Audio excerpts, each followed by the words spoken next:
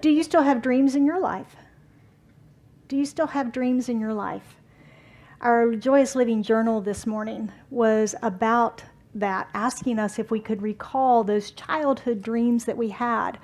I don't know about you, but I can recall those lazy summer days in Virginia, having nothing to do and dreaming of the future and getting out of that small town and all those things. And none of the things that I dreamed are anything like my life has been, but there was a dream of leaving. There was a dream of leaving, of more than what was available to me there in the small town. So recall your dreams. What seemed possible to you as your younger self? What seemed possible?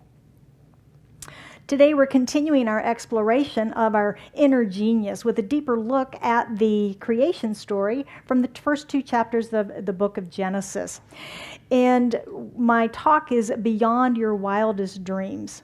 Beyond Your Wildest Dreams. And this month we're going to be looking at each day of creation in the 7-day creation story as a step in the universal creative process that each one of us uses every single day of our lives. So we're taking that old ancient story and looking at it in today's terms and our metaphysics and with a new perspective. So hang on. Today we're going to be looking at steps 4 and 5. So we've done 1, 2, and 3 already this month. We're looking at 4 and 5. 2 great lights and water. The waters swarm. Let the waters swarm and let there be 2 great lights. Now the 2 great lights are thought of to be the sun and the moon, right? We're separating the day from the night, the two light sources that we see. And metaphysically, though, we believe that these great lights exist within us. It's not those physical lights that are out in the solar system, in the universe, but the light within us. The lights within us. The sun means the light of understanding. The light of understanding. Have you ever had an aha moment? Have you ever had an aha moment? That time where you feel like, oh wow, I get it. I understand. It's a deepening or an expanding of our awareness. We have a tendency to call those aha, and it's almost like a light bulb goes off over our heads. You can almost see it. I know I've had classes sometimes where I can literally see the light bulb go off of understanding on someone's face. If you remember the first time you took a Centers for Spiritual Living Foundation class, you may have had that experience as you begin to open to these concepts and practices and principles and understand your own magnificence as a spiritual being, your oneness in the whole. I remember the first time that I flew on an airplane. I was about 14 or 15 years old, and it was a little bitty plane and propellers on it and windows about this big. And as we took off, I remember the day was rainy and gray and cloudy and foggy. And, beyond getting airsick, I remember feeling a little claustrophobic as we took off because the windows were small and you really couldn't see. It felt like the clouds and things were right on us. We were just completely shut off. But I remember vividly as we bounced our way up through the clouds and broke through. If you've ever had that experience, you know what that feeling when you first break through the clouds and you're suddenly surrounded by blue sky and sunshine, and you have this blanket of clouds beneath you. And it was such an awakening for me in that moment as I felt that experience and realized that, okay, no matter what it feels like in my environment of being surrounded in darkness or cloudiness, grayness, there's always the light. There's always the sun shining above that. I just can't see it right now. So that was an aha moment for me. So understanding is the meaning associated metaphysically with the 4th step of creation. Let there be lights in the firmament of the heaven to separate the day from the night, the greater light to rule the day. And this is the illumination of understanding.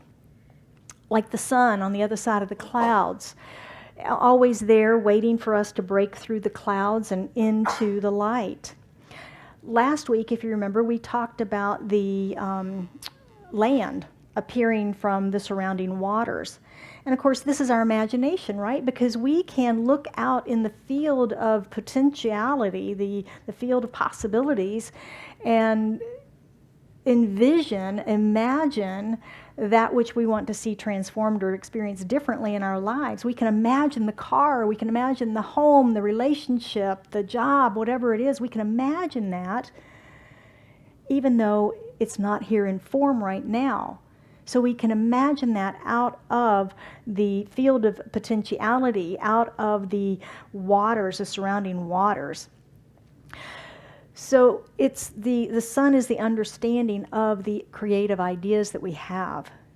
And we talk how Spirit's always giving, that there's always multitude of ideas and opportunities floating through the field. And certain ones interest you guys, something will interest you, something will interest you, something will interest me. But the same thing's not going to interest all of us usually, right? Which is why we have such a multitude of different manifestations.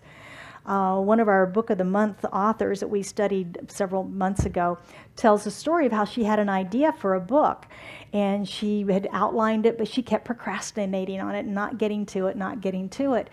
And then something happened, and she traveled and did all these different things and never got around to doing it, and then saw it published, title, storyline, the whole thing, by another author.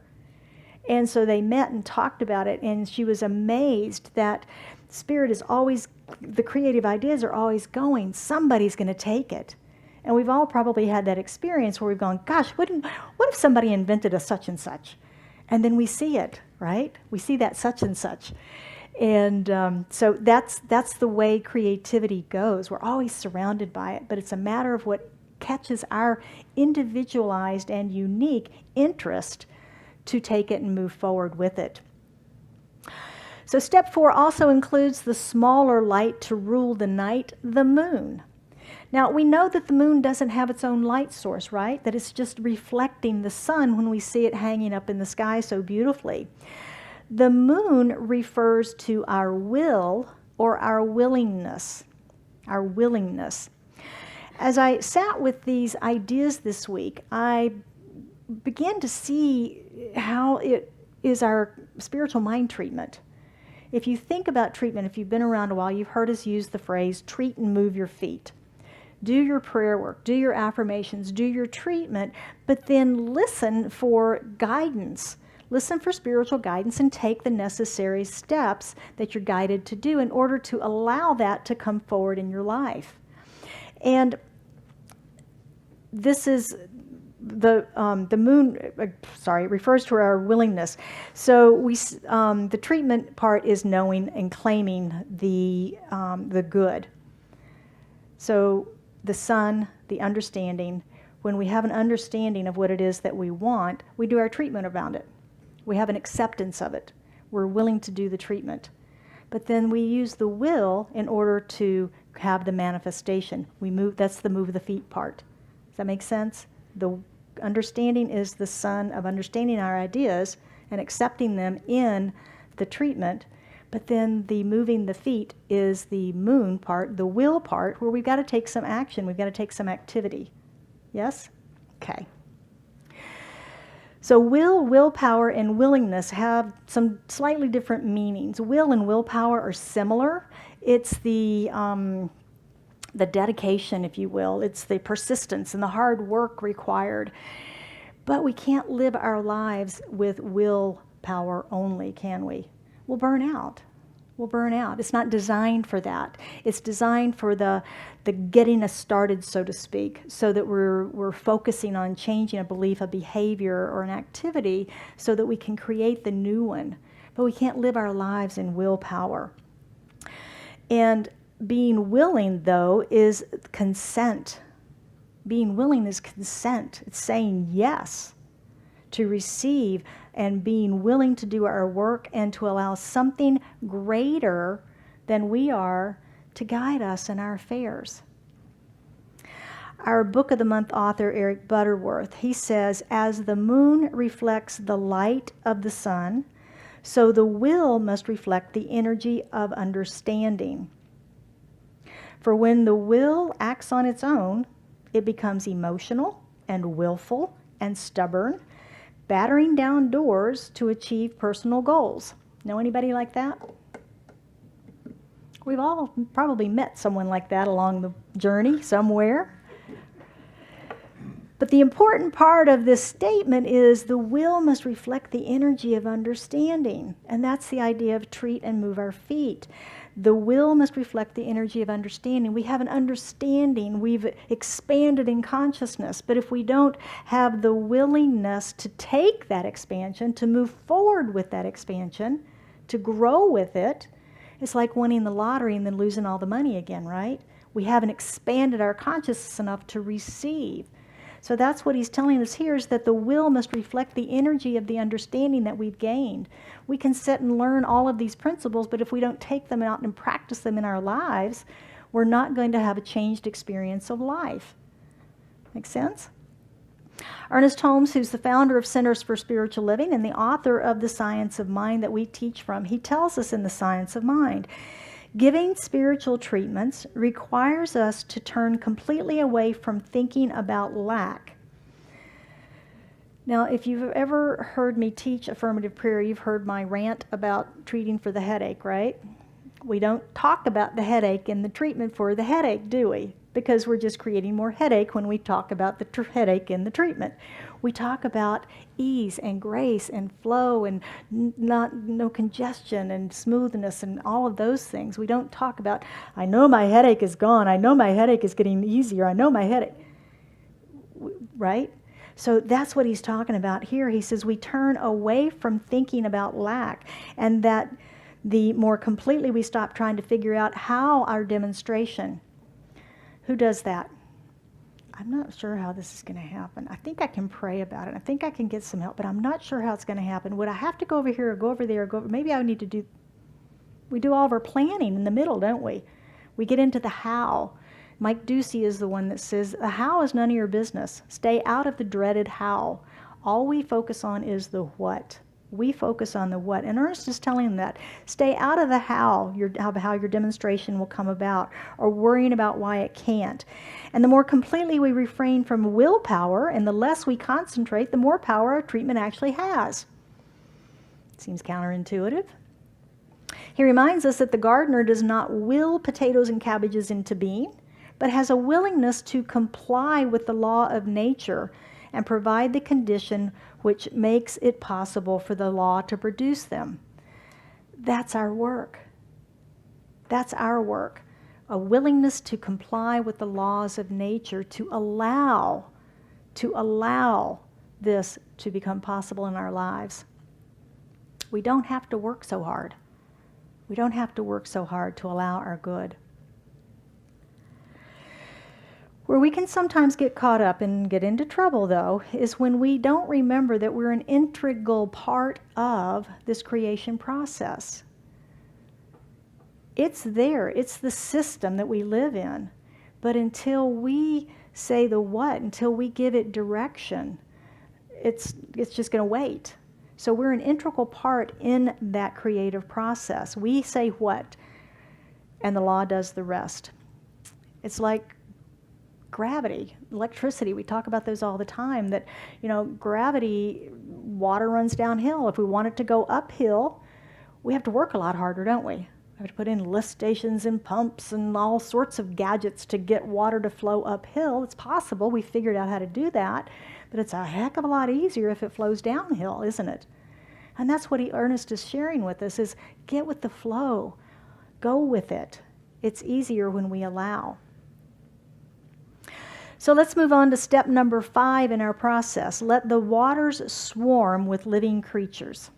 Now, I really like this metaphysical interpretation of this step. As a child, growing up in the Methodist Church and studying Genesis, I was taught that God created every fish in the sea, the whales and the dolphins and the fish in the lake and the tadpoles and the frogs in the ponds, and every single one of them. Simple story. It's a very simple story, pretty basic. But metaphysically, when we look at metaphysically, water represents the energy of unexpressed potentiality. Again, like making the land appear from the water, it's the field of infinite potential, the water, the energy. The living creatures are our thoughts. Ernest Holmes says thoughts are things. The living creatures are our thoughts. And the swarming, which part of the country are we from? Swarming, is the creative proliferation of these thoughts and ideas that synchronize with the energy of the same frequency, multiplying in kind. Now that's another component of this Genesis chapter, is the seed of reproduction is in all of life. Trees, plants, animals. The seed of reproduction is in everything. And the same is true in mind. And if you think about this, the synchronized energy, synchronizing with the same thoughts, it's the law of attraction, isn't it? The law of attraction is this step 5, day 5 in the creation story in Genesis. Now, if you think about that idea of synchronizing thoughts like birds, have you ever seen the birds flying around and getting synchronized? I think we have a video. We have a video of that. Watch this.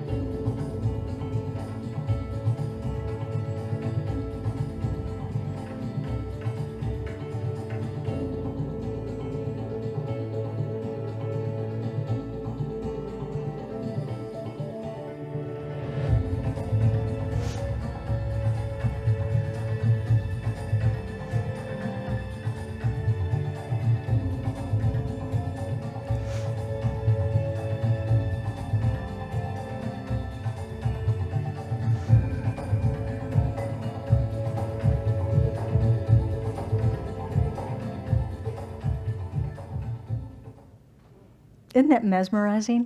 I must have watched that 20 times yesterday. It's called murmuration. They have a name for it. It's called murmuration. And it's the bird dance. It's the bird dance, and it looks like they are flying as one and completely synchronized. Imagine if that was your thoughts. Imagine if your thoughts were that synchronized in the field of pure potentiality, focused on your desire. You couldn't help but manifest the cabbages and potatoes, right, that Ernest Holmes talked about. It would just be an automatic process because of the synchronization of attracting the like energy. Holmes tells us that nothing in itself is either good or bad. All things exist in the mind as a potentiality. Mind is eternally acting upon thought, continually producing its own images from mind and casting them out into manifestations. Again, he's telling us that we reproduce, that mind produces from mind, that it's this law of attraction, it's how the creative process works. If you remember from last week, we're studying chapters 1 and 2 only of the Genesis story. And chapter 1 is the process of involution, which is setting the law into motion, planting the seeds in the field of potential. Chapter 2 is evolution, which is the passing of spirit into form, to the manifestation that we actually see. So understanding today in our process is involution. That's when we have the aha moment. That's when we can do our treatment work, that we understand that I can have more, I can be more, I can achieve more, I can do more, I can experience more love, I can experience more peace, I can be peace, I can be love. We have that aha understanding. That's the involution. And then the will is the action. Now, what am I going to do about that? What am I going to do about that? How am I going to evolve as a human being? As peace, as love, as harmony, as joy. How am I going to evolve? What actions am I going to take to align myself with this new understanding that I have? So these 2 steps deepen us, they widen us, they broaden our understanding and our concept of this creative process and our participation in it. We can see this is an ancient story. It's an ancient story that was told in the words that would be understood by the people of those days. Water was something they could understand. Fish of the sea is something they could understand. We can understand this differently today because we have evolved. We have expanded. We have greater understanding. So we can now understand what the terminology means in a more relative way to how we live and be in our lives today. So we can start to see how, now that we're through 5 steps, how these all are coming together in a process. They all work together, don't they? Much like the creative process that we teach, it all works together. It all works together. All right, let's take a look at our practicing the principles and see how we might be able to use this creative process in our lives this week. Now, we do have the Mindful Monday email. If you would like to be a part of that, you'll receive emails Monday morning with the quotes and a few notes, just a review of what we've talked about here today, along with our detailed practicing the principles so that you can apply this in your life. I mean, if I stand here and talk to you about principles, and again, we don't take them home and use them and practice them in our lives, we're not going to have the transformative experience. So Mindful Monday is a way that you can actually practice in your life to embody this more. You can register in the lobby, or you can also register online, send me an email. All right, number 1 is understanding. Understanding. So this week, as you make a discovery, hear something new for the first time, have an aha moment. We do that all the time, right? We are discovering new information all the time. So as that happens this week, be aware of it. Be aware of it and recognize it as part of your creative process. What impact does this bit of new information have on my life today, tomorrow, next year? It's new information. It's something that's expanding me. It's expanding the vessel of my consciousness. How is it going to impact me? Notice and be grateful for the ways that Universal Mind supports us in that continued evolution and continued growth. So gratitude and noticing the discoveries of how we're supported in the universe. Number 2 is surrender. I didn't always like that word. In fact, I used to really not like it at all. But I've really come to fall in love with it. And it's not the idea of surrender with the white flag of defeat. It's the idea of surrendering into willingness of something, to be with something greater than we are, to recognize that there really is an intelligence in this universe that we have access to,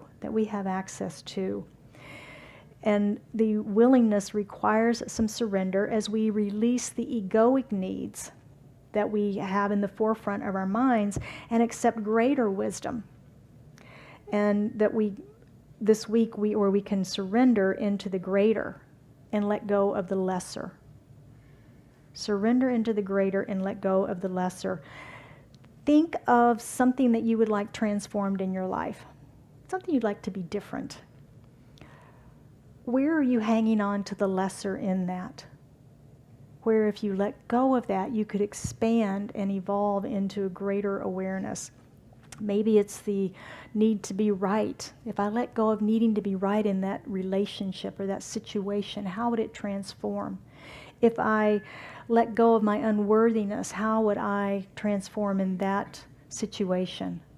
If I was not focused on the not enoughness of it all, how would life transform? How, if I started to focus on prosperity instead of lack, how would my life transform? Letting go of the lesser to allow the greater to express through us, to reveal our spiritual magnificence, which is part of our purpose here. Be willing to try new things, willing to say yes, willing to allow spirit to play in your life. Number 3, what thoughts are swarming in your mind? Take that visual with you. It's available on YouTube, and they're just fascinating to watch the birds do that with such synchronicity. And it's a great visual for getting our thoughts into that synchronization. Are you noodling on a challenge or an opportunity? Are you noodling on a challenge or an opportunity, pondering something, a direction, or whatever it might be? There's a process in our book this month called clustering. So I'm going to invite you to practice that this week. It's a simple process. You take whatever it is that you're noodling on, if it's an opportunity or a challenge or problem or whatever, you write it in the center of the page and you draw a box around it. You then just begin to open up to your imagination, brainstorming, any creative ideas, anything whatsoever. Write down all of those ideas and put each one of those in a box surrounding the large box. Set it aside. Let it incubate for a while. And then come back to it and see what has been revealed to you. See what has been revealed through all of those creative ideas that came forward that help you in resolving your question that's in the middle of the page. It's called clustering. See what emerges from your swarm. All right, as we wrap up today, I want to look at the 5 steps we've done so far, just as a quick review. Number 1 is light, and that was about focus. Firmament, that was about faith. Dry land was our imagination. The 2 great lights are understanding and willingness. The waters swarm, that's the energy and synchronization of our thoughts. So you can see we've combined all of those into a powerful creative process for us. So these expand the horizons of possibilities by opening our minds to a deeper understanding and access to this universal system of creativity that we live in. We're surrounded by it. It's in place. It works perfectly, just like gravity. If I drop something, it hits the floor. The spiritual laws work exactly the same way when we use them with them, as Ernest Holmes was telling us. I want to close with a quote from our journal reading today that we read earlier this morning in service. This is, by doing the routines and obligations of your life, you may have forgotten what the excitement of possibilities felt like as you saw yourself living from your heart's passion. The life that infused you can never be less of life. It is infinite and therefore only awaits your invitation to give you your vision that is beyond your wildest dreams.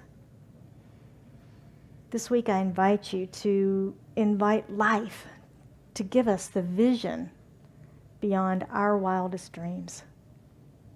So it is.